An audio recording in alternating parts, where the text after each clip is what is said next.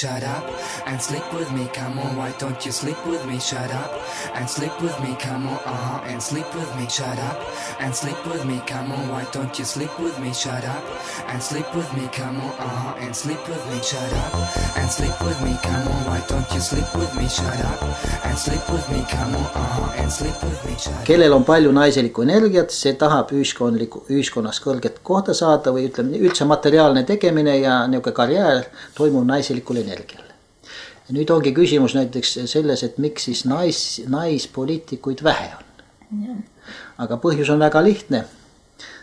Sellepärast, et naised ise annavad oma energiat meestele ja mehed teevad naise energia abil siis poliitikat. Kui naine tahab poliitikat tegema, siis ta peab oma energiat metsikult kokku hoidma, sest naiseliku energiaga tehakse poliitikat, aga naised vastupidi kaotavad ju oma energiat suhetles meestega.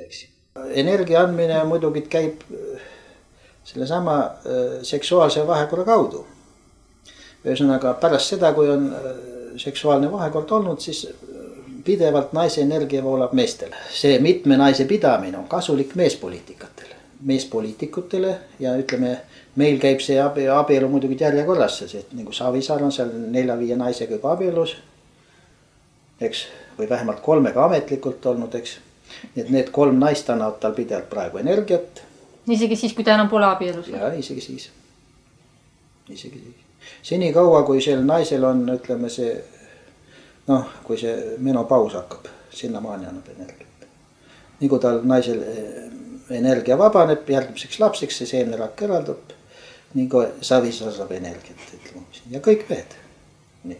Siis selle arvel on poliitika. Shut up and sleep with me, come on, why don't you sleep with me, shut up and sleep with me, come on, and sleep with me, shut up and sleep with me, come on, why don't you sleep with me, shut up and sleep with me, come on, and sleep with me. Eesti ühiskond juba suhteliselt noorest east peale on nagu suunatud sellele, et naine on ainult iluobjekt ja ka nendest üksikutest naispoliitikutest, kes meil siiski on, kes meil on olemas, ega nendest ei taheta ka rääkida ei mõtetest, ei väärtustest ja vaadetest, mis neil on, vaid neid tahetakse ikkagi näha mingis teises rollis ja hoopis teisel kujul. Nüüd ma arvan, et see ühiskond ei ole valmis selleks, et Eestis oleks rohkem naispoliitikuid, sest naispoliitikuks olemine ei ole ühiskonnas väärtustatud.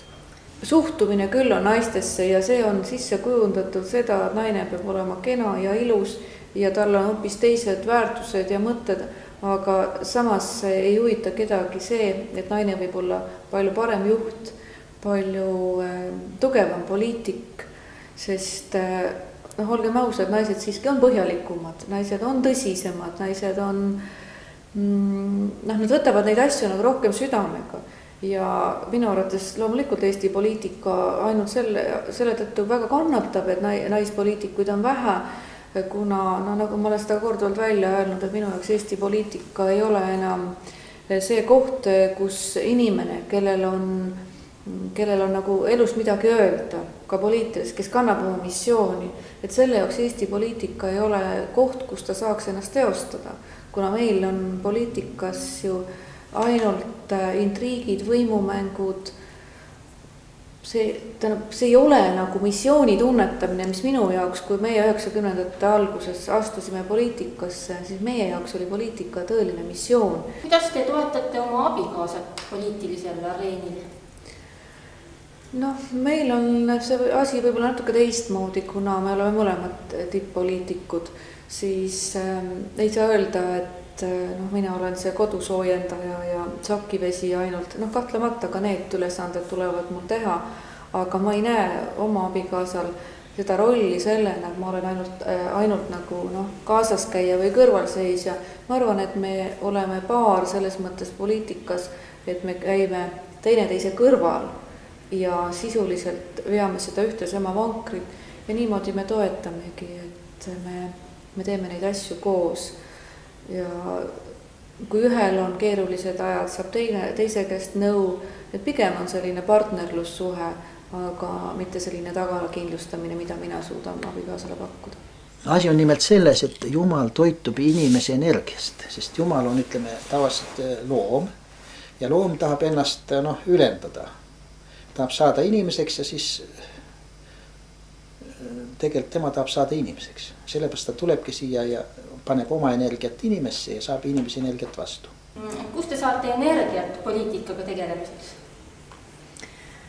Noh, eks sellest ongi tulnud need sellised väljakutsete vastuvõtmised, mis mulle on siin pakutud, kas või seesama osalemine saates Tantsud tähtedega, siis nüüd hiljuti proovisin uut ametit, olin ühe päeva loomaarsti assistendiks ja ravisime karjalaudas suuri kariloomi. Nii et lisaks sellele olen ma Eesti Võrkpalli Föderatsiooni president, nii et sealt saame väga palju jõudu ja energiat, et püüame arendada Eestis pallimängusid, et ennetada seda tänavalaste probleemi. Ma ise ka natuke teen sporti, kust energiat saada. Ja 4. valdkond võib-olla on see, mis minu hobi on olnud ammusest ajast, on tervishoid. Tegelemine Eesti tervishoiukorraldusega, ennekõike küll Tallinna tervishoiuga, et olen ühe haiglanõukogu esimees ja ka see annab natuke teise mõtlemisviisi, ka seal on väga reaalsed küsimused, seal ei saa tegeleda politikaanluse ja intrigeerimisega. On väga konkreetsed asjad, mis tuleb otsustada ja lahendada. Nüüd ma arvan, et mul on kõrval piisavalt palju muid lisakohustusi, mis sunnivad mind olema eluga kursis ka teistmoodi. See, kui ütleme lihtsalt sa annad meestele energiat seksi tõttu. Ja siis teine asi on see, et kui sul veel lapsed on, siis on enda energiat vähem hoopis. Sellepärast ongi need inimesed, mida vanemaks saavad, seda haigemaks jäävad. Minu arvates Eesti ühiskond hävitab ennast sellega, et me oleme muutunud väikseks, tigedaks rahvuseks, kes ei taha ühtegi võõrast endale lähedale lasta, aga olgem ausad, selle vähem kui miljoniga, kui me nii jätkuvalt käitume, siis Eesti rahvas ennast ise oma tigeduse ja kurjusega hävitab. Nii et ma arvan, et tegelikult me peaksime rohkem olema sallivamad ja võib-olla asju siiski tegema palju pehmemalt ja palju leebemalt. Ei ole alati vaja teisele öelda halvasti. Kodus ei saa ju ka midagi tülitsemisega. Ma üldse ei saa aru nendest peretülidest selles mõttes, et kus tülitsetakse, kakeldakse, politsei käib.